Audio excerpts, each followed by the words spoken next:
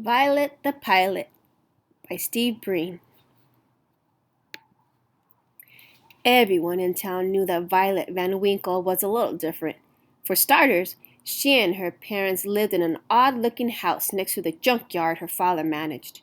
And while other girls were playing with dolls and tea sets, Violet played with monkey wrenches and needle-nose pliers. Violet was a mechanical genius. By the time she was 2, she could fix almost any broken appliance in the house. By 4, she could take apart the grandfather clock and completely reassemble it. Since she didn't have any friends aside from her dog Orville, she would spend hours tinkering with the things from the yard. Violet's parents were very proud of her, although they weren't too happy the time she put a lawnmower engine on her cousin's tricycle. The older she got, the more interesting Violet's creations became. Around the time she turned 8, she was building elaborate machines from scratch, and not just any old machines. Flying machines! Her parents couldn't believe their eyes when they saw Violet zoom by for the first time. They were a little worried in the beginning, but they quickly saw that she was a pretty good pilot. "Careful not to hit the house," Violet's father would yell. "And put on a sweater," her mother would add. Violet used anything she could find in the junkyard to make her wonderful contraptions.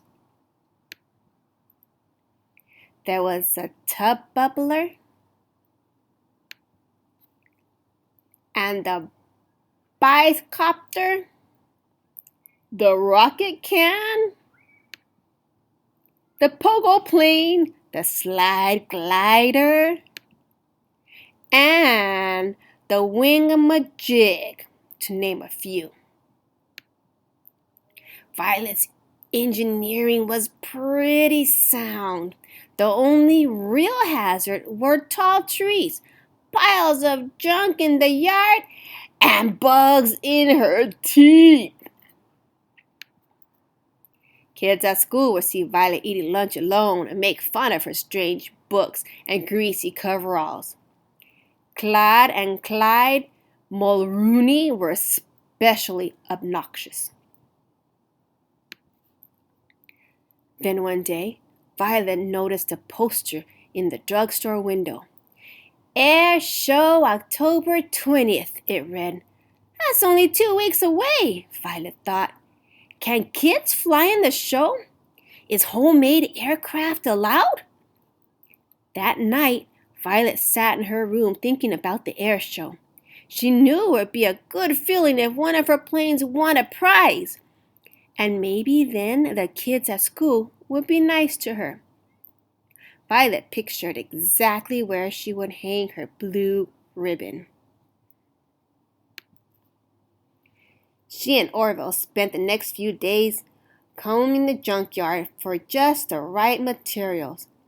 When they had collected a giant pile of stuff, the building began. One day, the Mulrooney twins happened to pass by. "Look, it's that girl from school," one of them said. "What are you doing, weirdo?" "I'm building an airplane," she told them.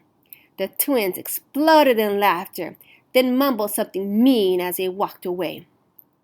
Orville barked at the boys, but Violet just went back to her project. "Take it easy, buddy," she said.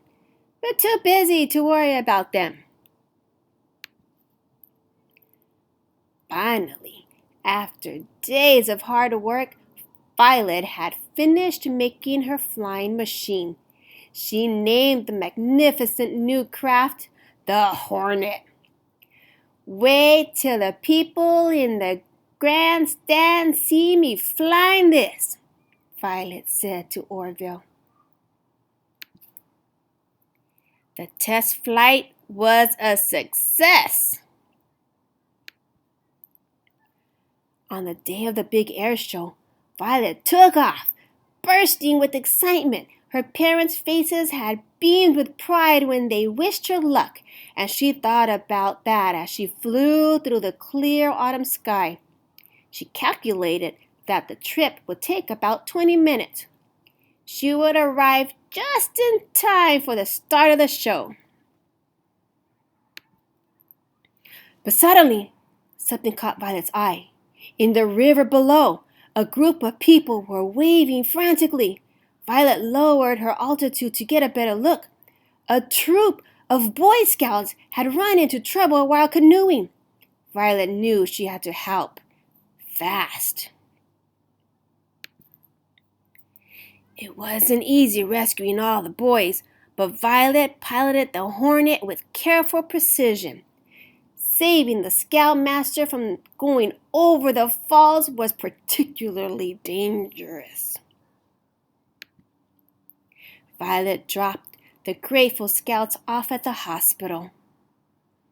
Bye, thank you, bye, thank you. Then she checked her watch.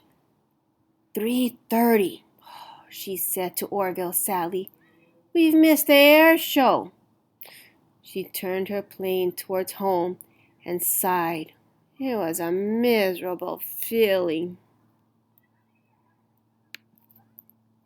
That evening, Violet had no appetite for dinner. She just went upstairs and sat on her bed. All of a sudden, she heard lots of noises outside the house. She and Orville went to the window and discovered that a crowd of people had gathered. Somebody spotted her.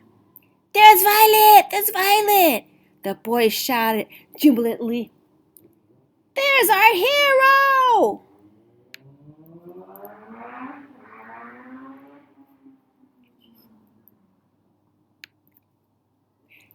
The Van Winkle stepped outside, squinting from all the flash bulbs that were popping.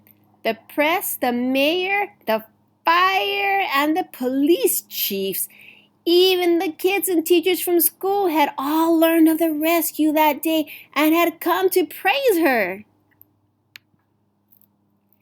Young lady, please accept this medal of valor as a token of our gratitude and esteem, said the mayor, and he gave Orville a new collar with a license that read K9 Hero.